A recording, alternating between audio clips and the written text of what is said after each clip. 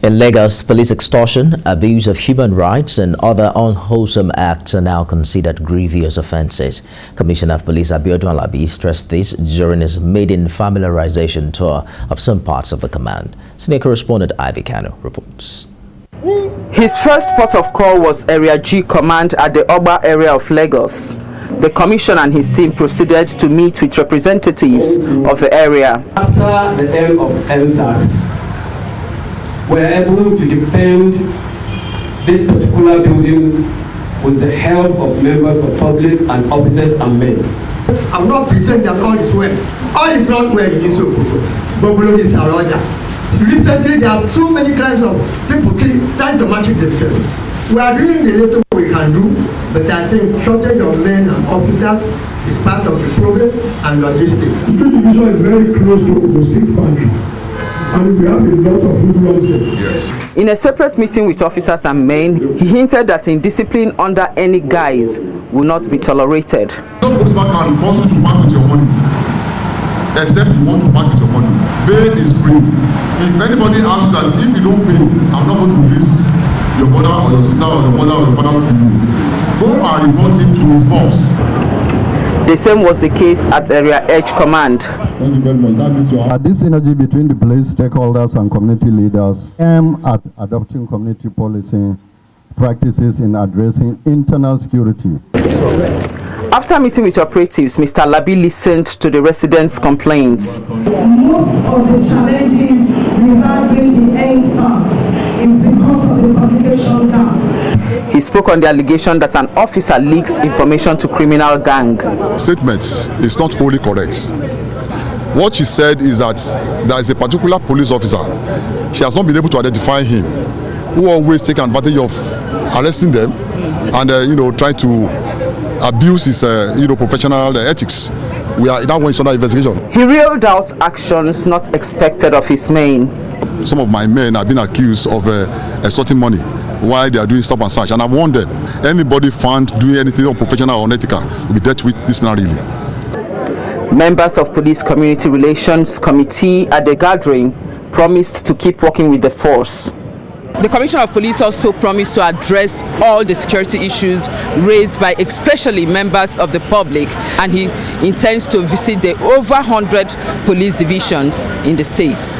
Ivy Kano, TVC News, Lagos. Away from that, today is World Down Syndrome Day, and this day is set aside to promote public awareness. In Lagos, stakeholders from a foundation are calling for more opportunities to be given to persons with Down syndrome.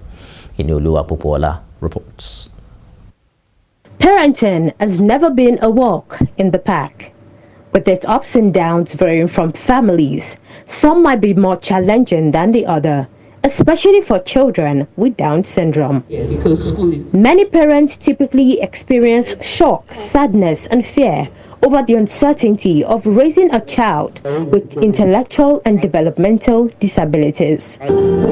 For Favor and Solomon, their resilience to becoming someone great is bigger than their disabilities. Show myself about my work, my job, and makeup artist and Taigere. See me, I'm very happy today. I want to be the picture about embossing, power change, to go and vote with a card. While this awareness has been on since 2011, this group of people have made it their mantra to advocate for inclusion. Talk to them the way you will talk to your child. Talk to them the way you will talk to your grown adult child also. The world is large.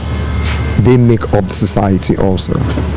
Putting them aside or discriminating them, they are not part of the society, is not the best. So self-advocacy has gone a long way in ensuring persons with Down syndrome are seen and people are aware of their skills and their potentials and what they can do. Also, at the foundation, Down Syndrome Foundation Nigeria, we have started something. We started employing them ourselves.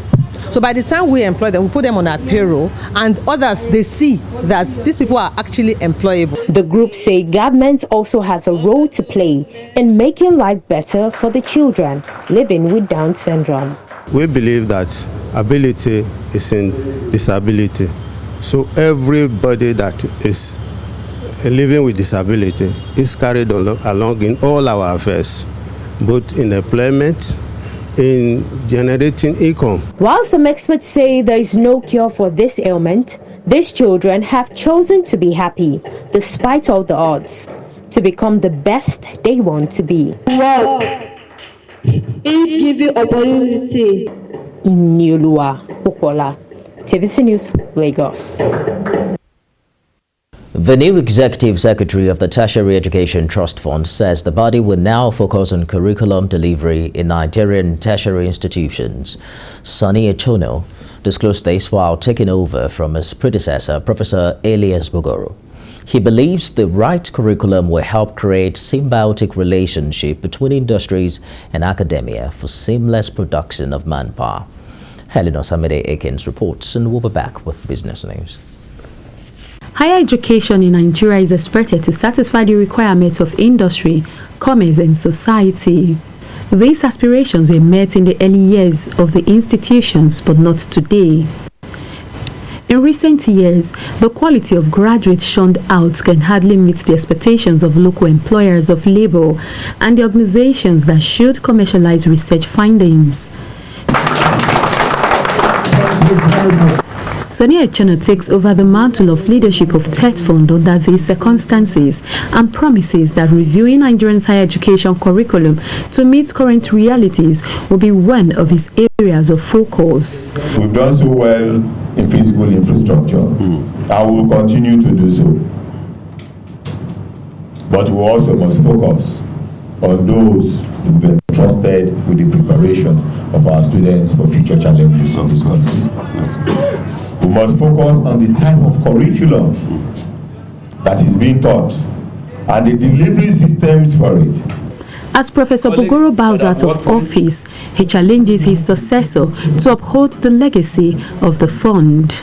There was only seed money of 4 billion over a period of 8 years for research, particularly the NRF.